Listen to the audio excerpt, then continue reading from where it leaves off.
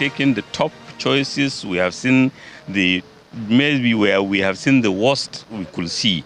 And not unexpected, that is why social protection was improved. So what we are expecting to see in 25 is better economic, lower inflation, more employment opportunities, more support for businesses, more infrastructure development, more funding of security and better security, and all those priority areas, human capital development, education, health. We are sure to see more in that direction, and the quality of life will get better.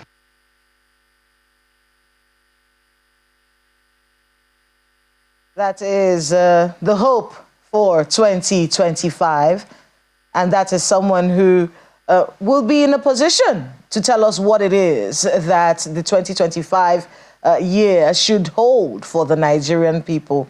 And it's a very interesting dynamic because we're looking at the budget, we're looking at the economy, we're looking at its ability to move our economy from where it is to where it's supposed to be. And you heard him right there, speaking about a better economy, less inflation, human capital development, and all of these great and beautiful things. Well, we have some economists with us on the program to discuss this and more. Joining me in the studio right now is Mr. Taufik Raimi. Thank you so much. Development expert, business, economic, and policy analyst. Thank you so much for being with us on the program. Thank you for having me, and a season greeting to you and our viewers. Good to have you here with us. And joining us via Zoom is Mr. Paul Alaje, seasoned economist. Nice to have you with us on the program as well. Thank you so much for having me. Compliments of the season. Compliments of the season to you too, Mr. Paul Alaje. Let's start off with Mr. Raimi.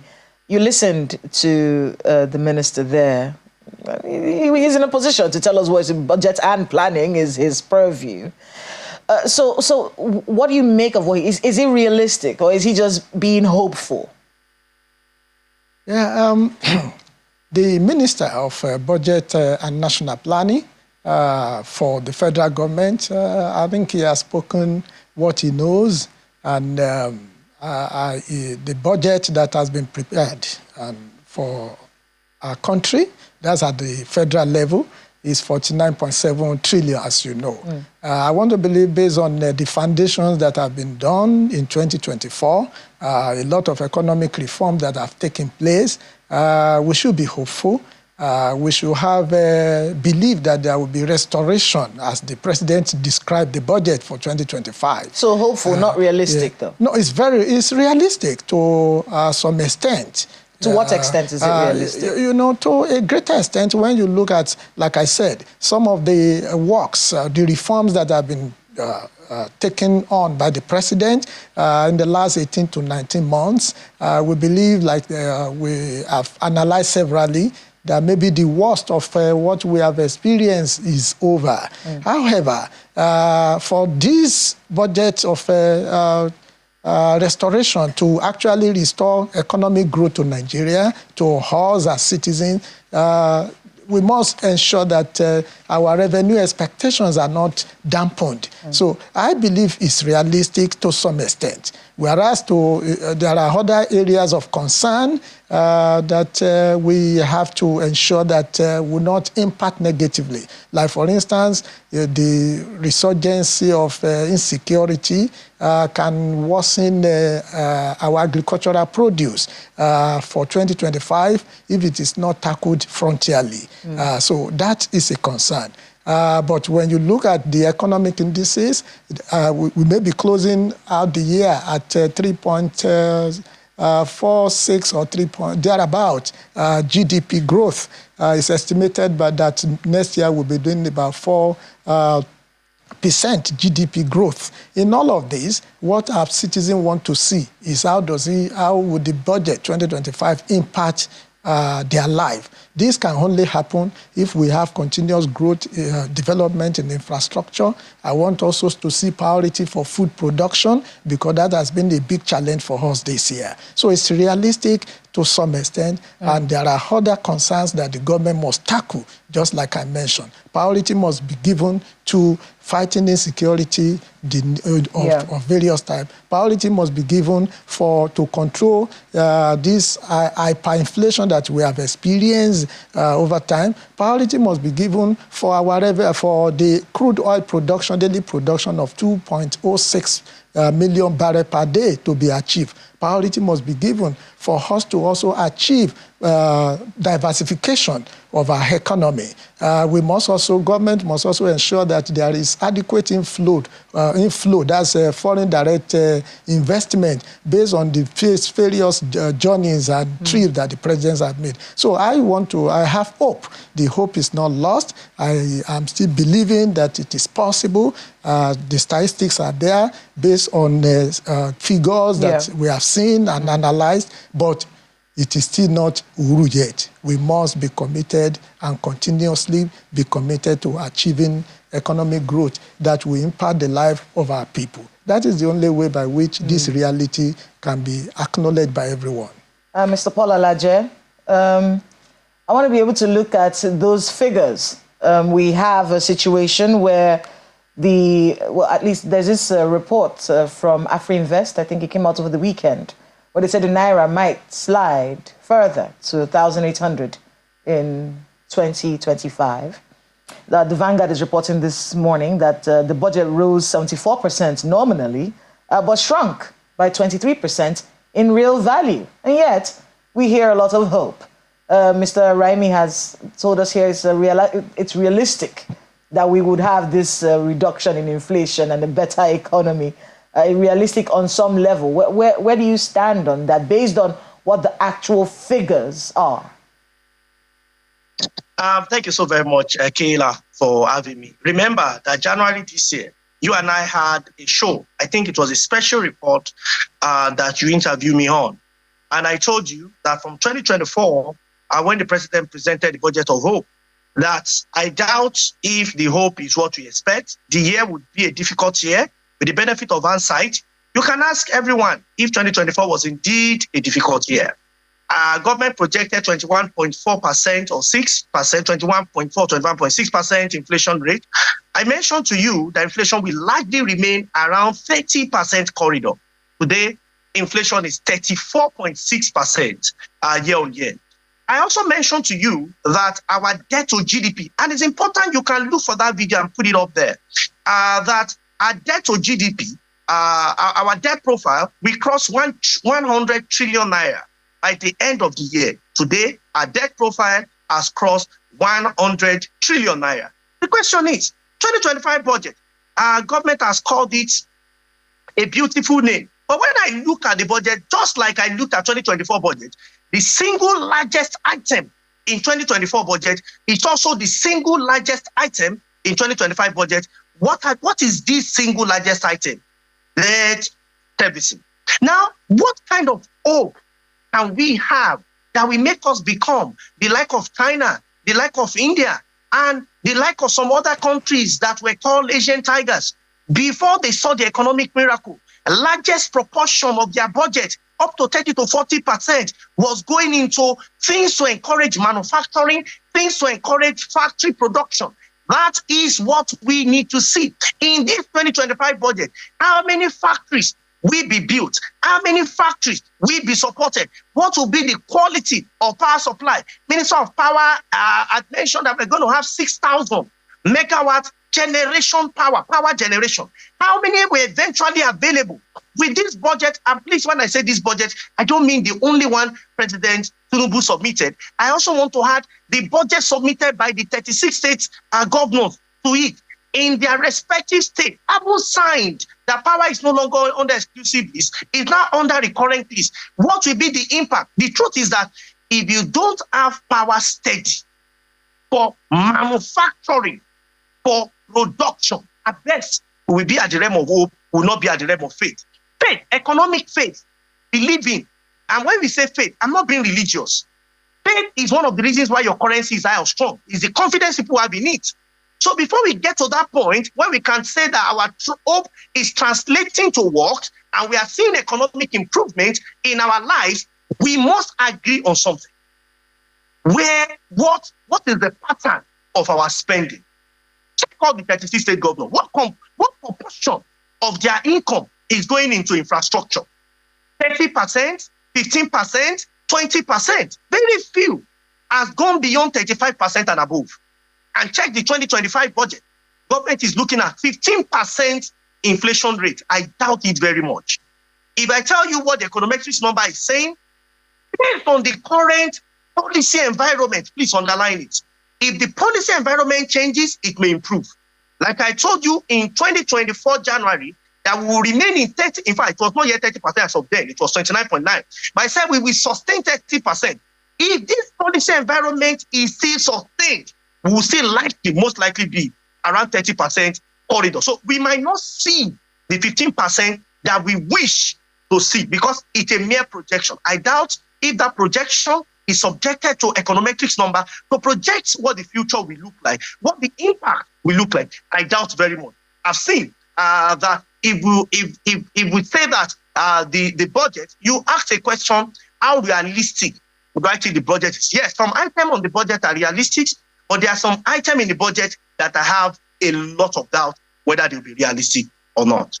I mean, I shudder I'm shuddering inside to think of what your predictions for this year would be, because your predictions last year and the year before actually came to fruition. But I'll get to that in a bit. I want Mr. Raimi. Dr. Raimi. Dr. Raimi, because I'm calling you Dr. Raimi, to actually speak on some of the things that he mentioned there. He said our policy environment must improve. Is that something you agree with?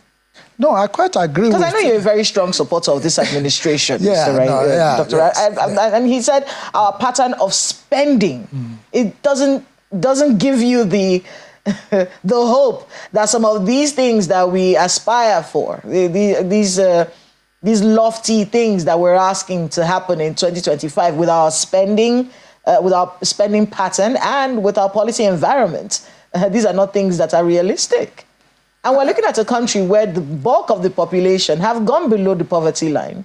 And there is a hardship, an unbelievable level of hardship in our country. The quality of life of the bulk of Nigerians has gone down, which is why a lot of people were saying that this budget should have been more people-centric. We saw that criticism coming at least from the People's Democratic Party, saying this is not a people-centric budget. In fact, we had experts saying that this budget should have been titled the budget of the common man.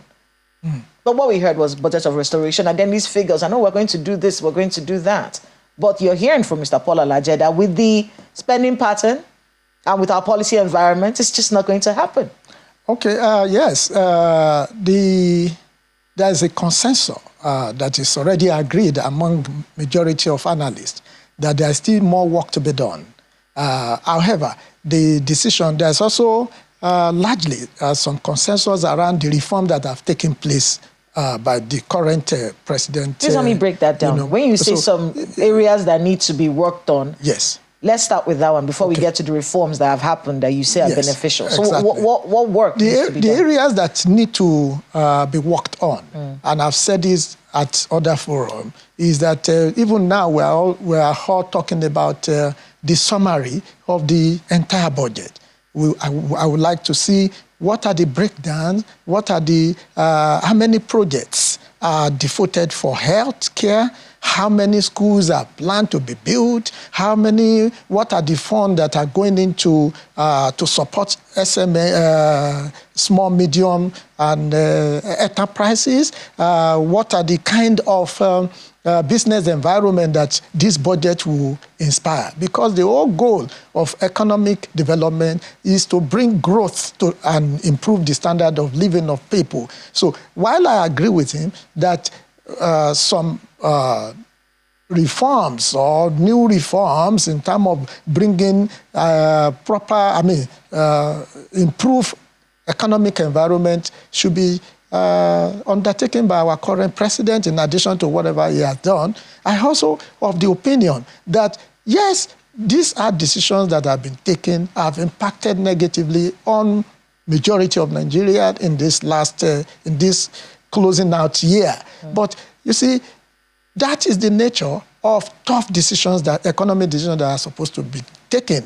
You know, in economics, we say is a question of alternative and choice. So I want to also see, and I'm challenging the National Assembly, that also they should do rigorous assessment of the capital projects, especially. The capital component of this budget has to be enhanced so that we see the gains as it will now translate to our people in terms of the standard of living. And that is why I am talking of the impact this budget will have on agriculture, the impact it will have on security of life and property, the impact it will have also on manufacturing, like he mentioned, the impact it is going to have on ease of doing business. So, and that's also why I've said that even in terms of evaluating the performance of our ministers, the MDA, that the president should do it more regularly. We don't have luxury of time to wait for another 1 year before you can review the performance of the MDAs, the ministers, and the agencies and board that are associated with them. You know, if we turn the country at various states as well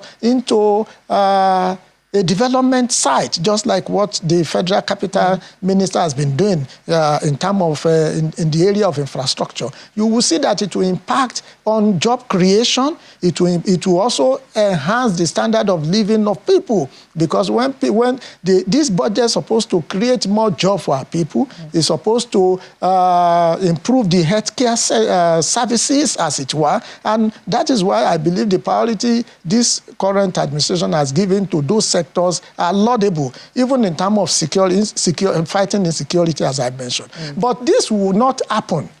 All this we have said about the federal government budget would not also impact meaningfully on the life of our people if the state's budget does not also improve or have been submitted or prepared in a way to impact the life of our people. And the reason is that majority of our people lives in the states. And as you are aware, all of them, 35 out of the 36 states of the Federation have submitted or have submitted their budget to their respective state assembly, totaling about 25 trillion naira, for 2025 budget. And when you look at each of them, only 3 has more than 1 trillion, has over 1 trillion naira as the budget. When you look at the size of their budget, to me, majority of them are even too small to impact on the life of our people. Secondly, majority of them have more priorities set on recurrent expenditure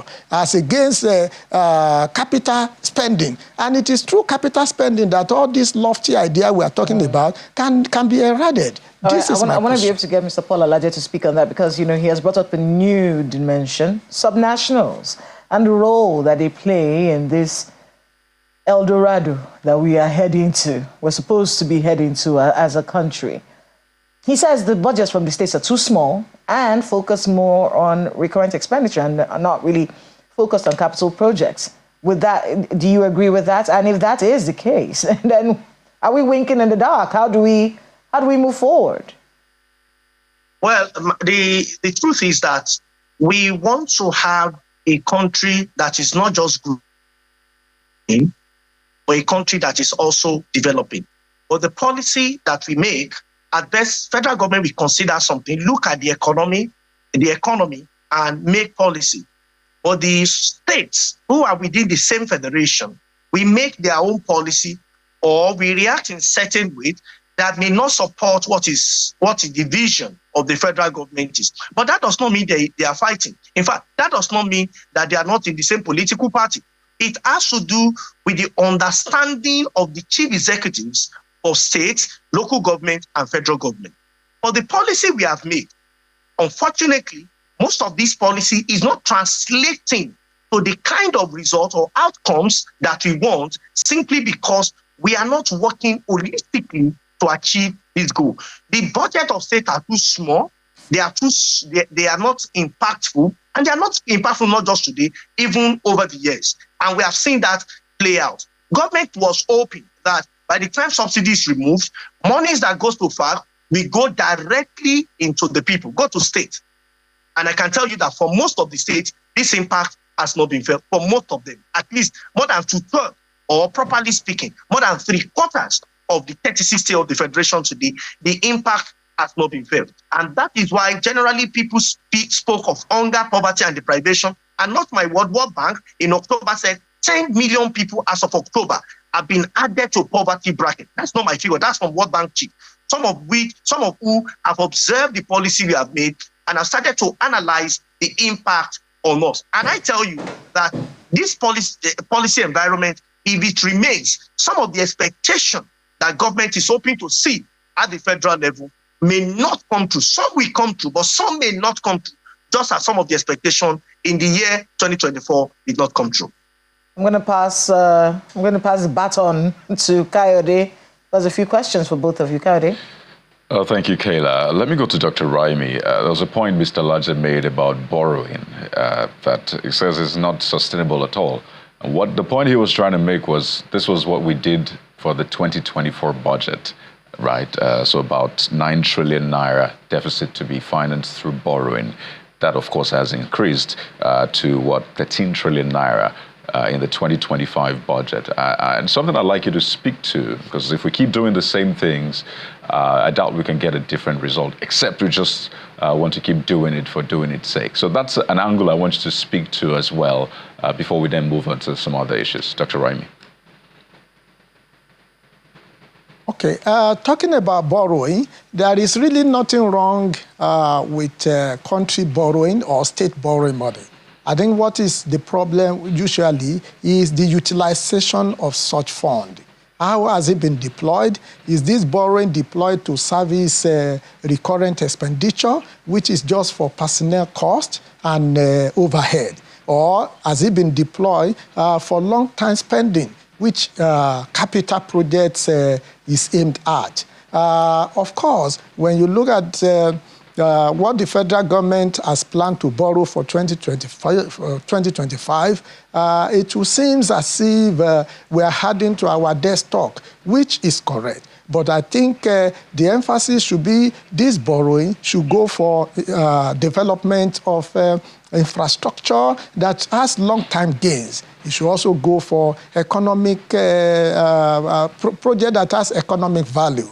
If you look at the states, just like I mentioned earlier, only 3 states of our federation has their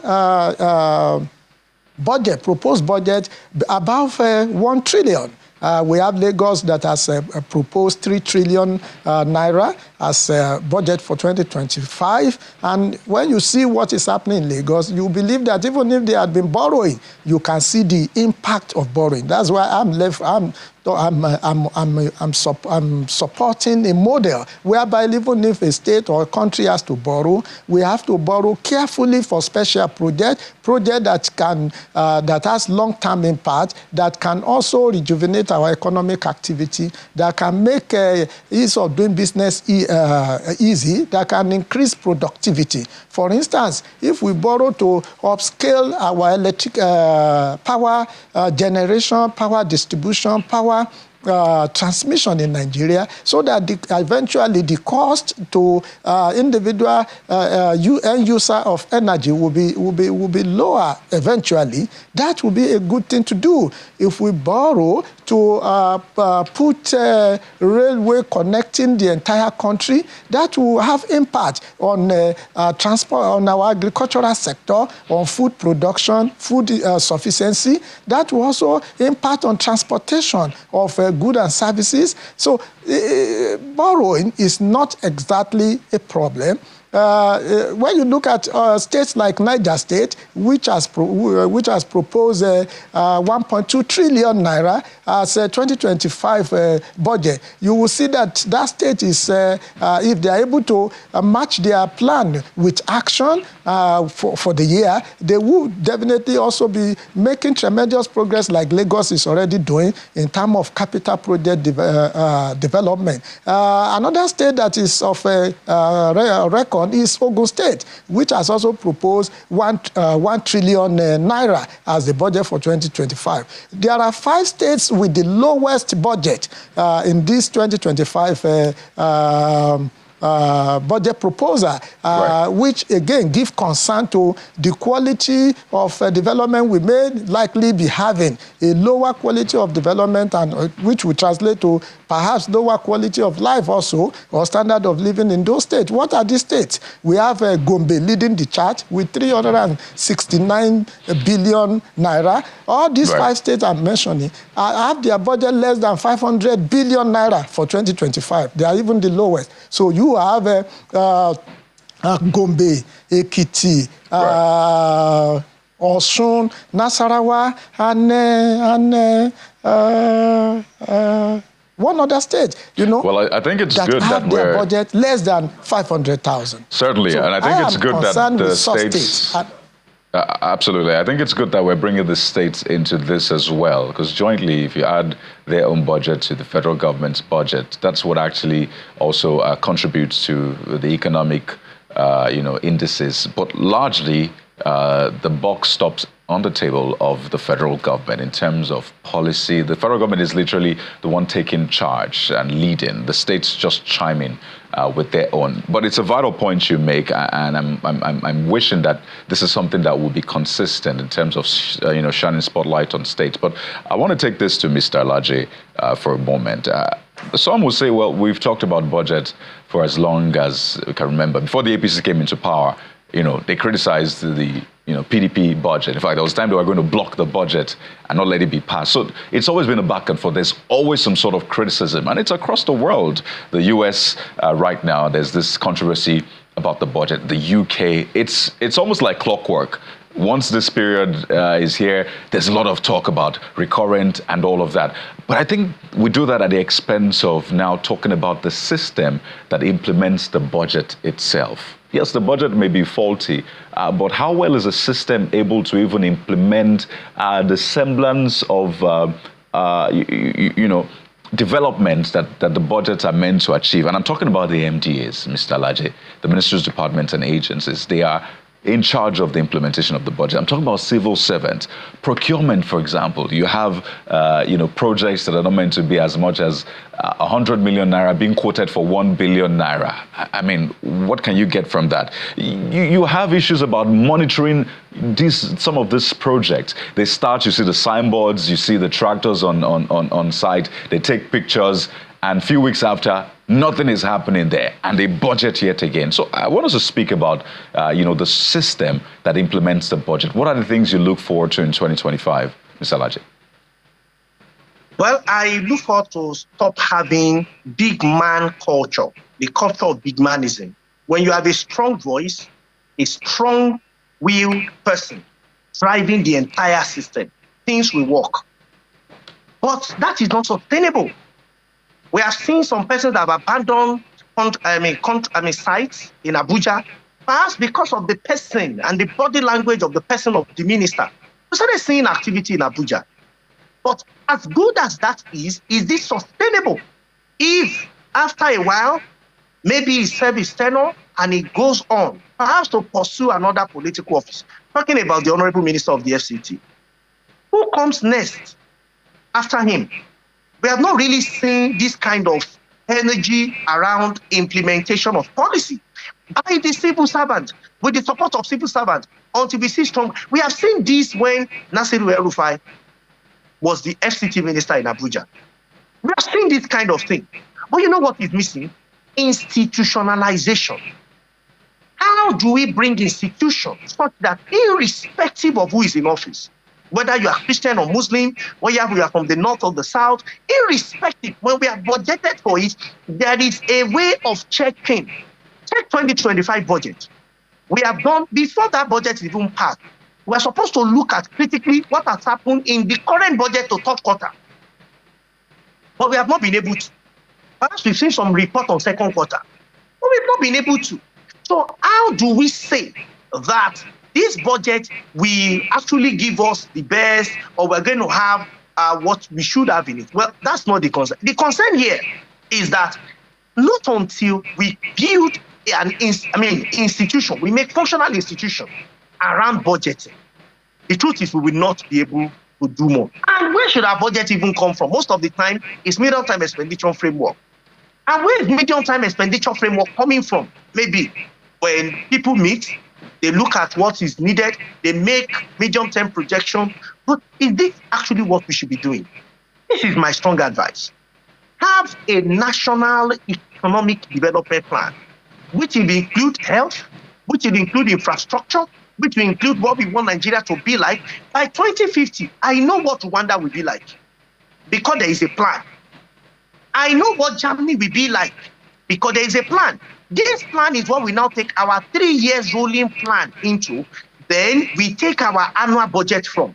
But you see, this will not be until we make that national economic development plan a law. But President Tinubu's administration must quickly look at where do you want Nigeria to be. Should we always be going around our hands and balls to beg the rest of the world to come and invest in our economy?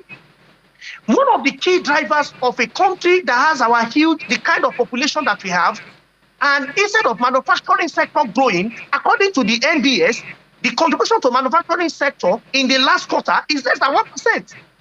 This is a sector that should give us not less than 40%. But NBS said it's less than 1%. The cultural sector that is taking the lead, quote and unquote, when you look at the component, it's in green. The service sector, including bank and telco and so on, took over 50%. So, really building an economy. What should we be doing? The National Development Plan. 1, 2. What contribution? How do we want to empower, support manufacturing sector? Energy is key. What are we going to do on energy? When I say energy, I include electricity, it includes fuel, it includes any clean energy. And make this a policy. Pass it to law so that whether President Tinubu is the president for the next 15 years or for the next 30 years, another person is the president for the next 15 years, even for the next whatever year, it does not matter about the politics. It's about whoever comes to office, we know that we have a law that certain proportion of our budget must be spent on. This must repeat itself with the states. This is when Nigerians will reap the dividend of democracy. I hear my brother, the doctor, in the studio saying that it's left for National Assembly to now follow up. How easy has that been? This is the same method we practiced for decades, and it's ending in failure in our very eye. Right. We have seen an head of agency accuse National Assembly coming to her to beg for money, that she has paid their ticket. I don't want to mention name. So can't we make this a law that this is what must be done, and we build an institution around it, such that manufacturing sector will take its rightful place in our GDP component of over 40%. Agriculture will follow with over 20%, about 30%. And service will take the remaining 30%. What will that mean? Job and job. What will that mean? Growth and growth. What will that mean? Infrastructure and infrastructure. What will that mean? Development for our nation. Scratching the surface, passing a budget of less than $30 billion cannot deliver our country. At best, if we increase our debt profile, our inflation, we're expecting 15%, it will never be. All right, Mr. Laje. Because you can land on that point, because I will take it to Dr. Raimi as we begin to wind down, but you can land on that point. Here is it. Our policy environment is saying that we will sustain flotation policy. And if you sustain flotation policy and check other countries that have done it, it will be magical or mystical to drag down inflation from 34.6% to 15%, which the budget is proposing. I have strong doubts about that. Dr. Raimi, I don't know if you agree, if you're as optimistic as the president. Well, he said during the budget presentation that this was ambitious anyway. So I don't know if you're also looking at it dropping to 15%, or you just think this is some optimism taken overboard. But also, even if a system doesn't, isn't as productive as you want it to be, budgets will always come out. As I said earlier on, it's like clockwork, right? But it would be great to hear from your perspective what you think this government has done differently in terms of rejigging the system, right? The Orosoi report, for example, still not been implemented. A committee was raised. You expect that something will have been done to show that, we mean business, but nothing has been done. In fact, the president says he's not going to even touch his cabinet. So what really is this government doing differently to ensure that its promise, the budget is called Securing Peace, Rebuilding Prosperity, would be delivered. Not forgetting that there are ministers people look at and say, we don't think these ministers have performed. But the president says, nah, he's sticking with them. Dr. Rahim. Thank you, Kayode. The president who hires these ministers possibly have had some actionable for them and deliverables that they should deliver, one for him and for the country generally. He has his KPI through which he's measuring their performance. Yes, we can name quite a number of, some notable ministers that have performed in the last 18 months or 20, going to about 20 months within his cabinet. But definitely more still need to be done. When you look at the Minister of FCT, Johnson Wike, in the area of infrastructure development, just like my colleague off studio had also acknowledged, no one would doubt what he has done in the area of infrastructure development in Nigeria. Everyone can see. We know what Abuja used to be before he came on.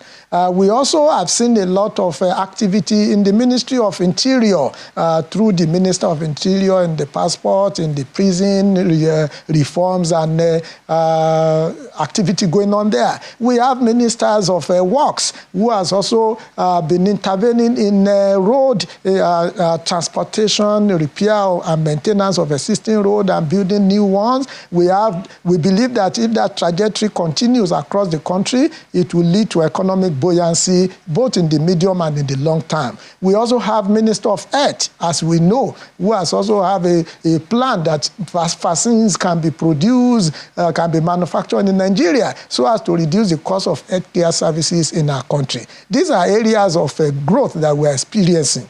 We have Minister of Aviation. All of us, of course, the cost of tickets may not have come down the way we expect, but we have seen a lot of activities in that particular sector as well. Talking about having our own indigenous airline, taking us abroad. It's interesting listening to you talk about how well they're doing, but you're talking about things that they are planning to do, not things that they've done already. No. A number of these have also been done. You understand? A number of them, but not all of them. But your assessment of their performance, just like I said, sounding like you're basing your performance indices on what they have said they're going to do, not necessarily what they have already done. No. You see, most of what these ministers are expected to do, some will happen in the short term, some will be medium term and long term, definitely. Everyone has been talking about the Minister of Power for a little bit. The Minister of Power.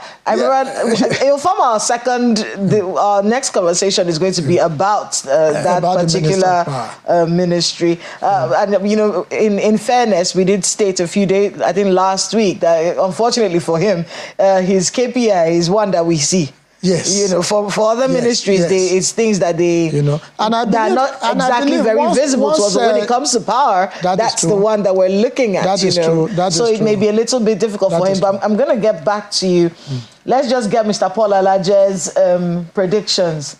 Fingers crossed. Your predictions for 2025. And I'm going to the same indices we used last year. The Naira to the dollar, inflation, unemployment and borrowing. Well, for this year and for next year, definitely our borrowing cap will go beyond 140 trillion. It will be about 140, 145. If we don't manage it well, it may get to about 150. What the number says for exchange rates, it might get to 1.8 if we are very lucky. So the report you read that you saw 1.8, I think that organization, they've done the numbers and they might have used the lower limits. But if policy environment changes, we might see it at about 1,720. If the policy environment goes worse off, it might go to 2,200 if the policy environment goes worse off. We're hopeful that the central bank and indeed the entire cabinet will do everything possible to manage the exchange rate within the possible corridor. I'm quite impressed with the currency swap that the administration is going back into. That will reduce a lot, some kind of pressure, even though it might not be that impactful. But because China is perhaps our largest trade partner, that might really, really have some level of reduction on what the impact will be. For unemployment, it's very difficult to predict that now because what the Bureau of Statistics, the method it has decided to use to follow the what's it called? The MBS have decided to follow the ILO parameter, which now says that if you have work within 1 hour, so if this interview is for 1 hour and that's all you are paid for, and you are not doing any other thing again, and you are paid for just 1 hour, even though they may say they want to pay you 50,000 naira for talking to us for 1 hour, then MBS says that you are now employed. Whether your money is up to minimum wage or not, it's a different conversation entirely. So according to MBS, that unemployment improved from 5.2 to 4%. Well, when you look at it's a bit difficult to project because our parameter for measuring is 20 hours a week, and that is saying unemployment may grow to 35% in the real sense of this. But we can't use that as official. We have to work with what the MBS is saying. So we'll wait for MBS to release that report. Inflation will remain 30% corridor if policy environment remains the same. And what do we mean by this policy environment? 1 is flotation policy, 2 is not involvement of government, 3 is if we keep the kind of balance of payment, not trade, balance of payment that we have for. If we don't invest to do everything to promote export. When I say export, I don't mean we are selling crude and all of those. I mean the general orientation of the people must change. 5, if we don't invest enough on energy and we see some level of improvement in energy, then we are going to see that happen. My major fear, I'll tell you, is that it's not 2025. It's what will happen when you open the 2025 curtain. What will you see next is 2026. The history of 2026 can be felt in what happened in 2022, which we saw in what happened, in fact, in 2018. What is it? It's the pre-election year. That is when there is an aggression in mopping away currency against the pre-election year for primaries and so on and so forth. And we know what has been the pattern has been. So in analyzing, it's important. What we economists use most of the time is to check the trend, not just to conjure figures that numbers will be this or that. We have to build that in our econometrics model. If you make it a stochastic variable, you see that your error factor will be in fact more than 50%. Yes. So most of the prediction will come wrong. So these are possibilities of what will happen based on the parameters of what has happened and the numbers that is released by different agencies of government and indeed what is available in terms of data from international organizations. I'm afraid we do have to wrap it up there, but I'm sure this is a conversation that we're going to continue having because we're just starting 2025 in a few days. I want to thank both of you for being here. Dr. Raimi. Thank you very much. Thank you. I want to say we should not lose hope. While the economic statistics are there, they are also to help us to build confidence also in our system, also to suggest ways by which things can improve. Yes. The state must diversify the economy. They must also not just be cap in hand, waiting for FAC allocation. Exactly. A number of them have a lot to do that they can help to bring a standard of living better for the Nigerian people. Thank you so much, Dr. Raimi. Thank you so much, Mr. Paul Alaja, for being with us on the program, and happy celebrations as we go into the new year. Thank you. Thank you so much for having me. We have Laddie Williams on Business Morning on Sunrise Daily. Stay with us. We'll be back with more conversation afterwards.